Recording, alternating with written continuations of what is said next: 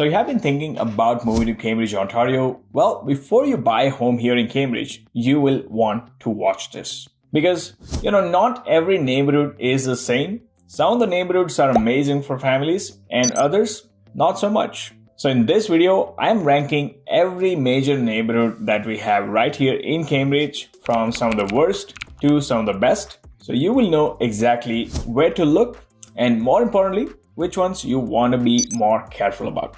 Stay tuned and let's get right into it. Just a quick heads up before we dive in. This is part 1 of my Cambridge neighborhood rankings.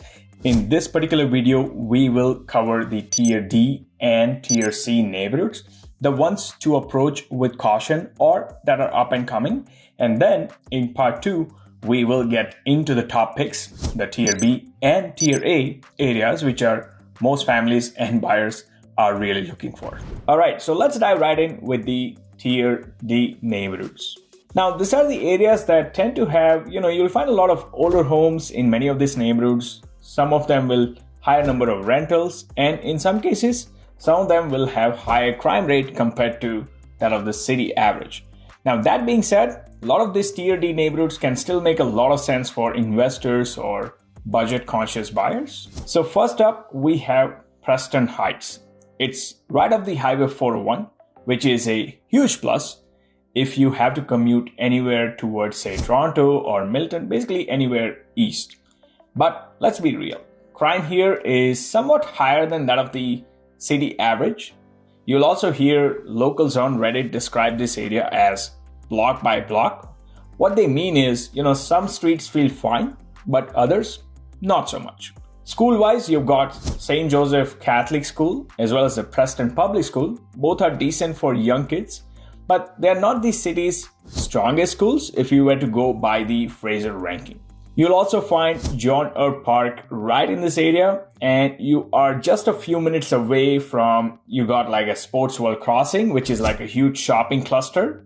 Basically falls in Kitchener, but you got some great restaurants, big box stores, fitness centers, even I think there was a Cineplex there. I'm not sure if it still has it.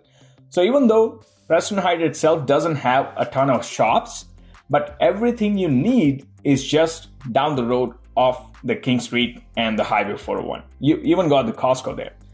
Real estate wise, you're looking at homes built between 70s to 90s. You will find a good mix of towns and smaller detached. They are affordable, but they may not be turnkey. The big selling point in this area is going to be one of the cheapest price points you'll find here in Cambridge, while at the same time, you are just a minutes away from the Highway 401. So who is it ideal for? Well, if you are an investor or let's say a handy buyer looking for some sweat equity, this might be a smart entry point into the housing market right here in Cambridge. You're looking at like homes under 600,000 in this area that are detached. Next up, Preston South, including parts of Southeast Galt. You'll see a good mix of older bungalows and duplexes built all the way from like 1920s all the way through 1960s. Now, safety in this area is okay, definitely better than, Preston Heights if you go by the online ratings, but still, you will want to know the streets before you make a move. On the brighter side, you are right near the Riverside Park, which is actually one of the biggest park here in Cambridge and one of the best park with over 250 acres of green space, lots of trails, splash pads, playground, everything you can think of. And just a few minutes away, you have got the Preston Town Center with cozy cafes, lots of local shops, and the small town restaurants that gives the area, that well-rounded community feel if you were to be in this area. So even though the homes are older, you've still got everything you need pretty much at your doorstep. You will also find Preston High School and the Coronation Public School right in this area. Both are average rating schools, but some good options for young families. Commute wise, you're about 10 minutes from 401, 15 minutes to downtown Galt. Homes, real estate, and housing stock. Homes are older, but there's definitely some charms to many of these homes. Just keep in mind that not all of them will be move-in ready. In fact, most of them will be not move-in ready home. But if you're okay with some renovations, definitely there is some good value to find in this pocket of Cambridge. Who is it great for? I would say it's great for first-time home buyer who want a detached home and they don't mind putting in a bit of a work after they buy the home. And rounding out the tier D, we have Allison Park. Now, it's on the southeast edge of the city. Definitely feels more tucked away from the city core. Crime here is somewhat moderate, but definitely trending down year over year. It's quiet and neighbors tend to stay long term. So there's definitely some livability. You're minutes from the Shades Mill Conservation Area, which is honestly one of my favorite outdoor spots to hang out in Cambridge. You know I love green space, so I've been here actually to this conservation area a few times this past summer. You got some great trails, forest walks, even a beach area, like small beach area for the summer months. Homes are mostly, from 60s and 70s. You'll find a good mix of side splits, back splits, but on a good lot. Price-wise, it's affordable and you will get more land for the money. Like I said, lots are really good size in this area. Who is it great for? Perfect for someone who wants, say, peace and quiet, but still want to stay within the city boundary. This is a good combination of that. By the way, if you are planning to move to Cambridge or anywhere across the Waterloo region and surrounding areas, I talk to buyers like you every single week, helping them figure out which areas actually fit both their lifestyle and their budget. So if you would like some genuine guidance, both my number and the link to book a quick Zoom call are right below in the description. Now we are stepping up a bit. We're going to talk about the tier C areas that are, more livable, and some of them are improving over a period of time. You'll find some hidden gems and even some good long-term plays in these tier C pockets, but they can vary a lot from street to streets.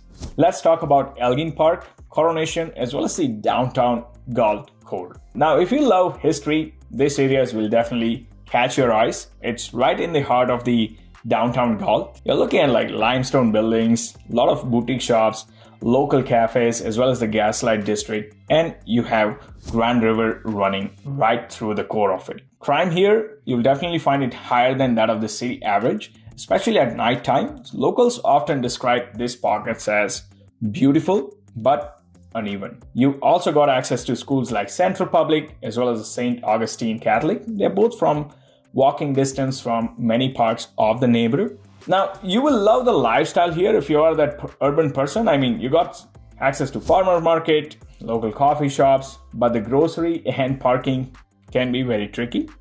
You are about 10 minutes to the Highway 401 and about 15 minutes to Waterloo.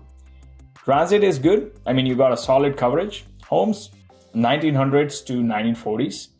Narrow lots, character and architecture, lots of charm, but lots of maintenance. Prices are lower than many would expect, but the renovations can really eat into your budget a lot.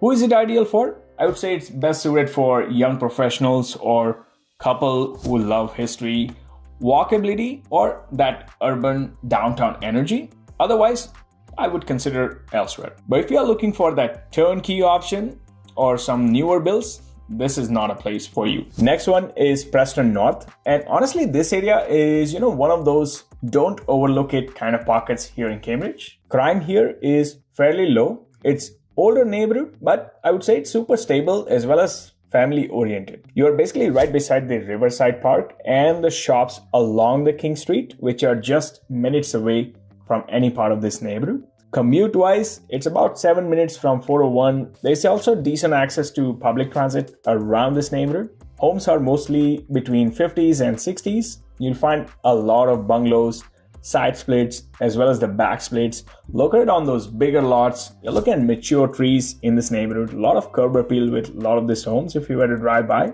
It's mid-priced and steady. Values overall hold well here in this neighborhood. Who is it ideal for? I would say it's a great fit for first-time homebuyer or even the downsizers, who want that quiet, established area without having to break the bank. But just keep in mind, not a lot of newer construction in this pocket of Cambridge. So that's the only thing you have to keep in mind. But overall, you will find it to be very peaceful and I would say family-centered. Another great neighborhood in this tier, we have Langs Farm. So if you were to look it up on map, Langs Farm is located right near the Highway 24 as well as the Cambridge Center Mall. So the convenience is really good in this neighborhood. If I were to talk about crime rate, fairly moderate, definitely livable for families. You've got tons of shopping, restaurants, and services all within about 5 minutes from any corner of this neighborhood.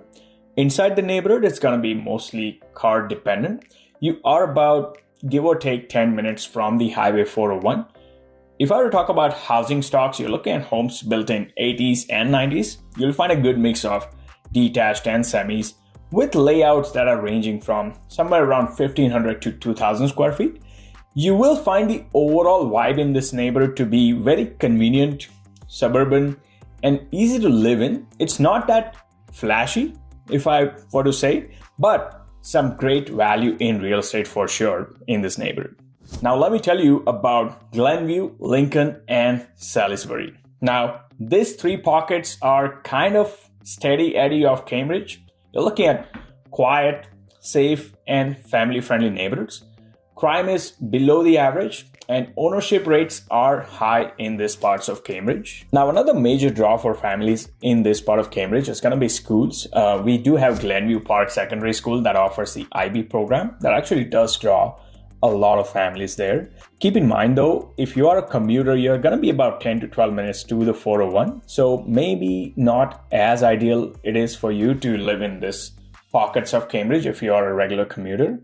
Homes, if I were to talk about housing stocks, you're looking at 80s through the early 2000s. You'll find a good mix of detached, two-car garage homes, very well laid out. And these are like destination home. Now, these pockets would be ideal for families who want safe streets, good school, and a community that really feels very well established. And that wraps up the part 1 of my Cambridge neighborhood rankings. We just covered the tier D and tier C areas, from the ones to be more careful about to the ones that are improving and are full of potential. In part 2, we will go over the top neighborhoods here in Cambridge, the tier B and tier A spots most families and buyers are actually aiming for. So make sure to subscribe and tap on that bell so you're the first one to get notified when that new video pops out. And whether you are thinking of moving in 9 days or 9 months, be sure to reach out. You can call me, text me, email me, or even schedule a Zoom call. All my contact info is right below. I'll be more than happy to help you and family find that perfect neighborhood that fits both your lifestyle and your budget. Until next time, I will continue to show you guys around the town.